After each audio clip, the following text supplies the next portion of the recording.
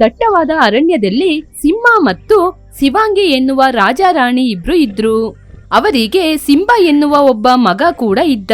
ಹೀಗೆ ಒಂದು ದಿನ ಸಿಂಹ ಮತ್ತು ಶಿವಾಂಗಿ ತಮ್ಮ ಮಗನಾದ ಸಿಂಬಾನನ್ನು ಕರ್ಕೊಂಡು ಹೋಗ್ತಾ ಇದ್ರು. ಆಗ ದಾರಿ ಮಧ್ಯದಲ್ಲಿ ಒಂದು ಕೋತಿ ಹೀಗೆ ಹೇಳಿತು, ಸಿಂಹರಾಣಿಗೂ ಸಿಂಹರಾಜನಿಗೂ ನನ್ನ ನಮಸ್ಕಾರಗಳು. ನಮಸ್ಕಾರ ಕೋತಿ, ಹೇಗಿದ್ದೀಯಾ? ನಾನು ಚೆನ್ನಾಗಿದ್ದೀನಿ ಮಹಾರಾಜ.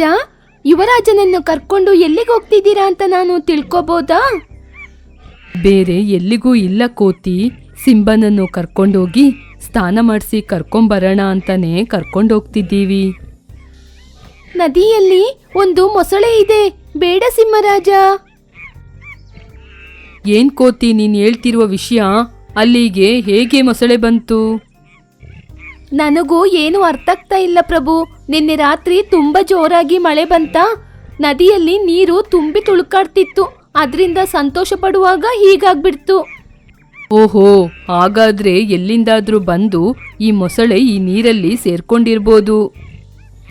ಸರಿಯಾದ ಸಮಯಕ್ಕೆ ಆ ಮೊಸಳೆ ನೀರಲ್ಲಿ ಇದೆ ಅಂತ ನೀನು ಹೇಳಿದ ವಿಚಾರ ತುಂಬಾ ಒಳ್ಳೇದಾಯಿತು. ಇಲ್ಲದಿದ್ರೆ ನನ್ನ ಮಗ ಸ್ನಾನ ಮಾಡುವಾಗ ಆ ಮೊಸಳೆ ಕೊಂದು ತಿಂದಿರುತ್ತೆ. ಶಿವಾಂಗಿ, ನೀನು ಸಿಂಬನನ್ನು ಕರ್ಕೊಂಡು ಗುಹೆಗೆ ಹೋಗು. ನಾನು ಕೋತಿ ಹೋಗಿ ಕಾಡಲ್ಲಿರುವ ಪ್ರಾಣಿಗಳಿಗೆ ಸ್ವಲ್ಪ ದಿನ ನದಿಗೆ ಬರಬೇಡಿ ಅಂತ ಎಚ್ಚರಿಕೆ ಕೊಟ್ಟು ಬರ್ತೀವಿ. ಹಾಗೆ ಹೇಳಿ ಸಿಂಹರಾಜ ಮತ್ತು ಕೋತಿ ಕಾಡು ಪ್ರಾಣಿಗಳಿಗೆ ಎಚ್ಚರಿಕೆ ಕೊಡಲು ಅಲ್ಲಿಂದ ಹೋದ್ರು. ಈ ಕಡೆ ಸಿಂಹರಾಣಿ ಸಿಂಬಾನನ್ನು ಕರ್ಕೊಂಡು ಗುಹೆಗೆ ಬರ್ತಾ ಇದ್ರು. ಆಗ ಸಿಂಹರಾಣಿ ಜೊತೆ ಹೀಗೆ ಹೇಳಿದ, ಅಮ್ಮ, ಮೊಸಳೆ ಅಂದ್ರೆ ಏನಮ್ಮ? ಕೋತಿ ಅದರ ಹೆಸರನ್ನು ಹೇಳಿದ ತಕ್ಷಣ ನೀನು ತಂದೆ ಯಾಕೆ ಹೆದರಿದ್ರಿ? ಮೊಸಳೆ ಅಂದ್ರೆ ನದಿ ನೀರಿರುವ ಪ್ರದೇಶದಲ್ಲಿ ಜೀವಿಸುವ ಜಲಚರ ಪ್ರಾಣಿಯಪ್ಪ. ಅದರ ಶರೀರ ನೋಡ್ಲಿಕ್ಕೆ ತುಂಬಾನೇ ಕ್ರೂರವಾಗಿರುತ್ತೆ. ಅದರ ಬಾಯಿಗೆ ಯಾರಾದ್ರೂ ಸಿಕ್ಕಿದ್ರೆ ಯಾರೂ ಉಳಿಯಲ್ಲ. ಯಾರಾದ್ರೂ ನೀರು ತೆಗೆಯಲು ಬಂದ್ರೆ ಅಥವಾ ಸ್ನಾನ ಮಾಡಲು ಬಂದ್ರೆ ಪಟ್ಟಂತ ಅವರನ್ನು ಹಿಡಿದು ತಿನ್ನುತ್ತೆ. ಅಬ್ಬಾ, ಎಷ್ಟು ಭಯಂಕರವಾದ ಜೀವಿ ಅದು. ಅದಕ್ಕೆ ಸಿಂಬಾ, ನೀನು ಆ ಮೊಸಳೆ ಇರುವ ನೀರತ್ರ ಮಾತ್ರ ಹೋಗ್ಬಾರ್ದು. ಸರಿಯಮ್ಮ, ನಾನ್ ಮಾತ್ರ ಹೋಗಲ್ಲ. ತಾಯಿ ಮತ್ತು ಮಗ ಗುಹೆ ಹತ್ರ ಹೋಗ್ತಾ ಇರುವುದನ್ನು ಮರದ ಹಿಂದೆ ನಿಂತಿರುವ ಒಂದು ಸಣ್ಣ ಹೈನ ನೋಡ್ತಾ ಇತ್ತು. ಆ ನಂತರ ಅಲ್ಲಿಂದ ಬೇಗ ಓಡಿ ಹೋಗಿ, ಗುರು, ಆ ಸಿಂಹರಾಣಿ ಮತ್ತು ಅವರ ಮಗ ಒಬ್ರೇ ಕಾಡಲ್ಲಿ ಸುತ್ತಾಡುವುದನ್ನು ನಾನು ನನ್ನ ಕಣ್ಣಾರೆ ನೋಡಿದೆ. ಅದಕ್ಕೆ ಆ ಸಿಂಹರಾಣಿಯನ್ನು ಕೊಂದು ಸಿಂಬಾನನ್ನು ಎತ್ಕೊಂಬರ್ಲಿಕ್ಕೆ ಇದೇ ಸರಿಯಾದ ಸಮಯ. ಬನ್ನಿ ಎಲ್ಲ ತೋಳಗಳೇ, ನಮ್ಮನ್ನು ಈ ಕತ್ತಲಾದ ಗುಹೆಗೆ ಹಾಕಿರುವ ಆ ಸಿಂಹರಾಜನಿಗೆ ಸರಿಯಾದ ಪಾಠವನ್ನು ಕಲಿಸೋಣ. ಹೀಗೆ ಆ ತೋಳಗಳ ಗುಂಪು ಬಂದು ಸಿಂಹರಾಣಿಯನ್ನು ದಾಳಿ ಮಾಡಿ ಅವರ ಜೊತೆ ಇದ್ದಂತಹ ಸಿಂಬನನ್ನು ಕರ್ಕೊಂಡು ಅಲ್ಲಿಂದ ಓಡಿ ಹೋದ್ರು. ಇದನ್ನೆಲ್ಲ ಮರೆಯಿಂದ ನೋಡಿದಂತಹ ಜಿಂಕೆ ಸಿಂಹರಾಜನ ಬಳಿ ಹೋಗಿ ಹೇಳಿತು. ಆಗ ಸಿಂಹರಾಜ ದಾಳಿಯಾಗಿರುವ ಸಿಂಹರಾಣಿ ಬಳಿ ಬಂದು ದುಃಖ ಪಡುತ್ತಾ, ಸಿಂಹರಾಣಿ, ನಿನಗೇನಾಗಿಲ್ಲ ಅಂತ ಹೇಳೆ, ಮಾತಾಡೆ. ಬಂದ್ರ ಪ್ರಭು, ನಮ್ಮ ಸಿಂಬಾನನ್ನು ತೋಳಗಳ ಗುಂಪು ಎತ್ಕೊಂಡು ಹೋಗಿದೆ. ಬೇಗ ಹೋಗಿ ಸಿಂಬಾನನ್ನು ಕಾಪಾಡಿ. ಪ್ರಭು, ನನಗೆ ಆ ತೋಳಗಳಿರುವ ಕತ್ತಲು ಗುಹೆ ಗೊತ್ತು. ಜಿಂಕೆ, ನೀನು ಸಿಂಹರಾಣಿಗೆ ಸಹಾಯ ಮಾಡು. ನಾನು ಕೋತಿ ಹೋಗಿ ಸಿಂಬನನ್ನು ಕಾಪಾಡಿ ಕರ್ಕೊಂಡು ಬರ್ತೀವಿ. ಹಾಗೆ ಹೇಳಿ ಸಿಂಬಾ ಮತ್ತು ಕೋತಿ ಅಲ್ಲಿಂದ ಹೋದ್ರು. ಈ ಕಡೆ ತೋಳಗಳ ಗುಂಪು ಕತ್ತಲು ಗುಹೆಗೆ ಸಿಂಬನನ್ನು ಕರೆದುಕೊಂಡು ಹೋಗದೆ ಅರಣ್ಯದಲ್ಲಿರುವ ಒಂದು ಗುಂಡಿಯ ಬಳಿ ಸಿಂಬನನ್ನು ಕರ್ಕೊಂಡ್ಬಂದ್ರು. ಗುರು, ಯಾಕೆ ನಮ್ಮ ಗುಹೆಗೆ ಕರ್ಕೊಂಡೋಗದೆ ಈ ಸ್ಥಳಕ್ಕೆ ಸಿಂಬಾನ ಕರ್ಕೊಂಡ್ಬಂದಿರೋದು? ಅರೆ ಹುಚ್ಚ, ಆ ಸ್ಥಳ ಎಲ್ಲಾ ಪ್ರಾಣಿಗಳಿಗೂ ಗೊತ್ತು. ಈ ಸ್ಥಳ ಯಾರಿಗೂ ಗೊತ್ತಿಲ್ಲ. ಅದಕ್ಕೇನೆ ಈ ಸಿಂಬಾನ ತೋರಿಸಿ ಅವರ ತಂದೆ ಕೈಯಿಂದ ಈ ಕಾಡಿನ ರಾಜ ಅನ್ನುವ ಪಟ್ಟವನ್ನು ನಾವು ತಗೊಳ್ಳೋಣ.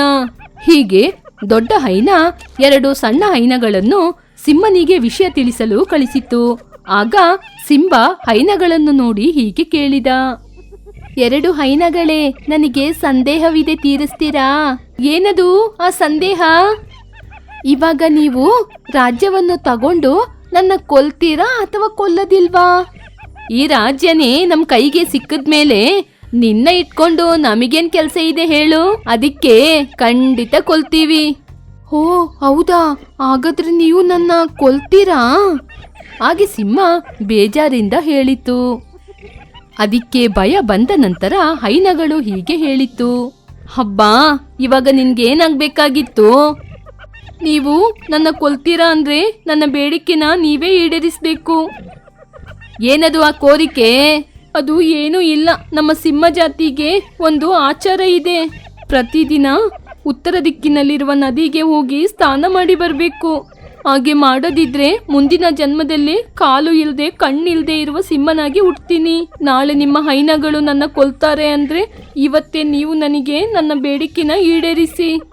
ಸಿಂಹ ಅದರ ಕೋರಿಕೆಯನ್ನು ಹೇಳಿದ ತಕ್ಷಣ 2 ಹೈನಗಳು ಅವರವರೇ ಹೀಗೆ ಮಾತಾಡ್ಕೊಂಡ್ರು. ಏಯ್, ನಾನು ಕೂಡ ತುಂಬಾ ದಾಹ ಆಗ್ತಿದೆ ಕಣೋ, ಅದಕ್ಕೆ ಈ ಸಿಂಹನ ನದಿ ಹತ್ರ ಕರ್ಕೊಂಡೋಗಿ ಬರೋಣ. ಆವಾಗ ನನ್ನ ದಾಹನೋ ತೀರುತ್ತೆ, ಅದರ ಕೋರಿಕೆನೂ ಈಡೇರುತ್ತೆ.